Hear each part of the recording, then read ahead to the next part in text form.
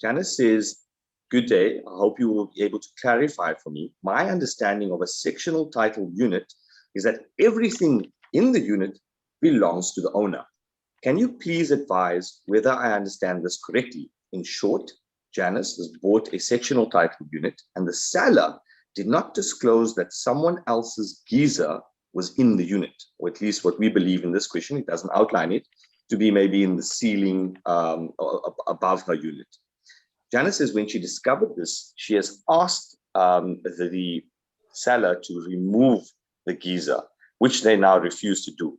Janice wants to know, does she have recourse in this regard? Bruno?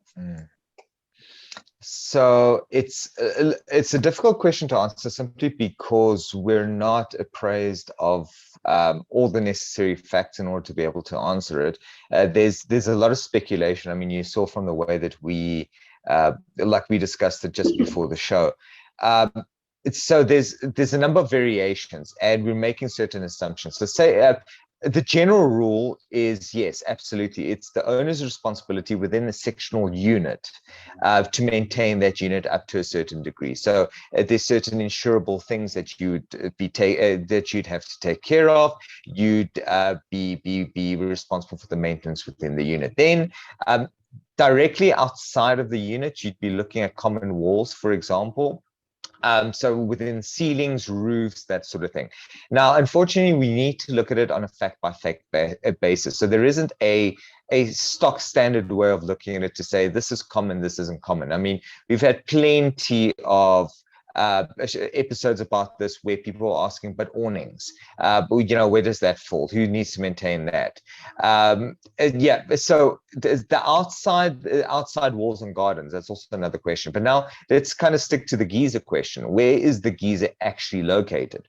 Now, if the geyser belongs to the unit and is connected to the unit and is sitting in the ceiling, the assumption is obviously it belongs to that specific unit. If memory serves me correct, the body corporate's insurance would actually cover that specific geyser under their general insurance policy. What Chris pointed out was the potential that there's a geyser in the ceiling, but it's connected to another unit. And if the client wants it removed because it feels that it shouldn't be within her ceiling where she is entitled to have a geyser or storage or whatever the case is.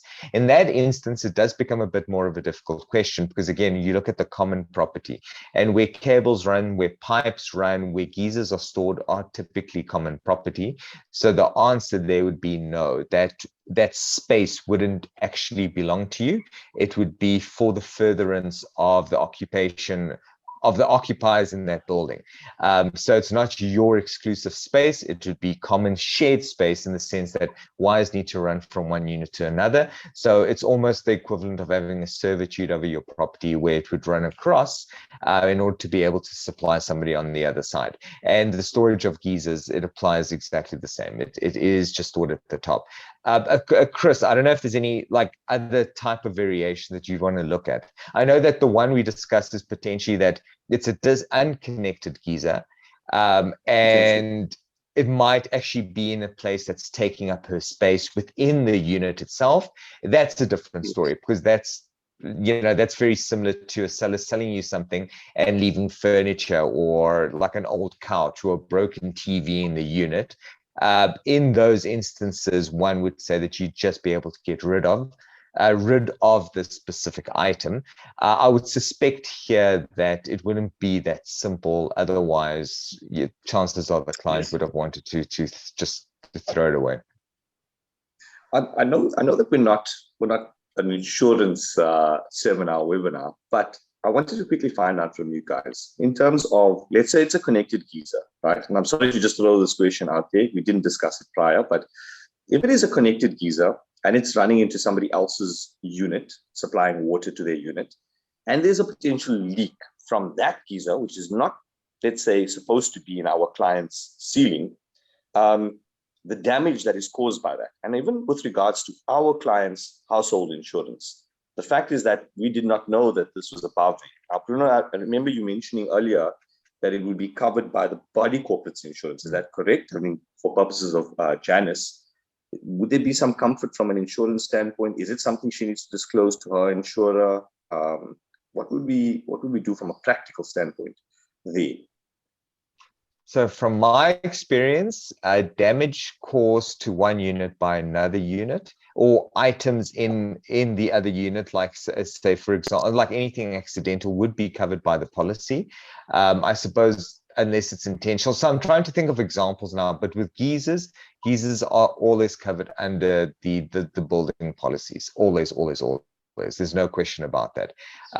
And I mean, even if it's a sectional unit that's freestanding, the building policies would often cover the geysers. Or I've seen it cover the geysers on occasion. So I don't know if that's the same in each and every scenario. So yes, I would probably, if I was her, just verify that then, because then approach the body corporate, ask the body corporate, what does the insurance policy say regarding geysers? And who's actually the owner of the geyser. And also, just to go back to the question, such a strange question, because I've never seen a geyser have separate ownership to the house or the unit. And if there's a past tenant involved that said, well, I bought it, so it's mine, that also raises a million questions, because is it really theirs? The many lease agreements make provision for basically the appropriation of fixtures like that to the owner or landlord once the lease is terminated. So it's a bit of a strange scenario. I'd really love to know how this arose, because that would actually probably give us context on how to best answer it. Claire, I don't know if you have anything to add on that. No, I think I echo what you say in the sense that we can really only speculate until we're apprised of all the facts. I think just from a practical standpoint, she needs to maybe ascertain whether that does in fact fall under the common property and what the situation is, who owns that particular geyser. 100%.